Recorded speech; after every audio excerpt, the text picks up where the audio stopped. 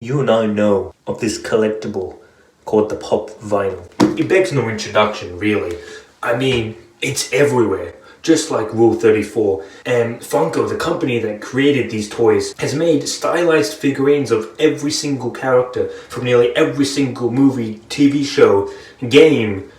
Just like Rule 34, upon further inspection, you start to see how pop vinyl has become the perfect reflection of the norm. Open your third eye. It represents the walls of conformity of modern society's soulless corporations of the music and film industries of the 21st century, and the comfort of their conformity, because it's this conformity that keeps the lights on, that sells, that is able to keep paying their staff minimum wage. And firstly, before I pass out, these figures are easily available. There's a low bar of entry. Get stocked in most stores, from your local Target to your fucking GameStop. At this point, even the aliens of the Andronema, how the fuck you say it, are buying it. Just like Squid Game is immensely popular. Each box is shaped in the same way. Just like how iPhones are very much shaped in the same way too, with the only addition of 6 more cameras for the later models. This is not only because the box itself is iconic, much like the iPhone shape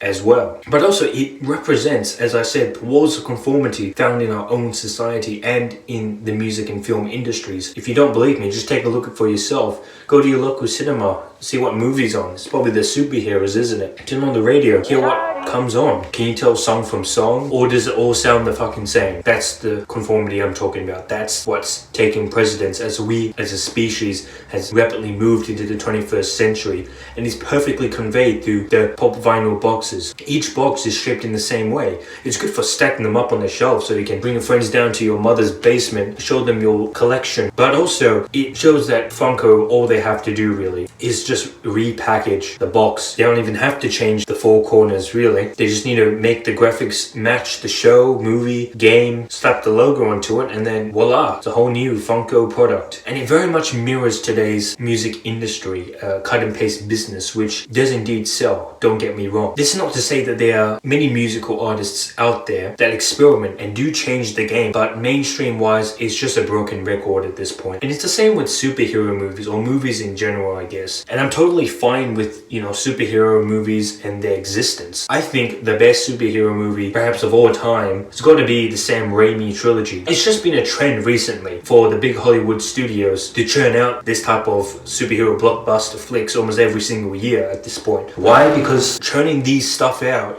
guarantees themselves, whether it's well executed one like Suicide Squad, or it's a shitty execution like Suicide Squad. That's why the director of the Joker movie, We Live in a Society, stated himself that if it weren't for the Joker, he wouldn't be able to convince the Hollywood executives to produce the film. The same goes for the pop vinyls. There's an audience that will guarantee sales of this product, and there's nothing that you and I can do about it. And to me, they're just cash grabs. But to someone else though, well, they are worth their weight in gold, and that's totally fine. You can be whoever you want to be, just like Barbie said. And pop vinyl figures, I think they're actually very important. A metaphorical piece of modern ingenuity to call out the obvious through simple cardboard and plastic. That the only thing that really matters in this world is the bottom line, and that's completely fine. Not that I can do anything about the film and music industry, but if you wish to find good music and films, it's out there, man. You just have to go look for it.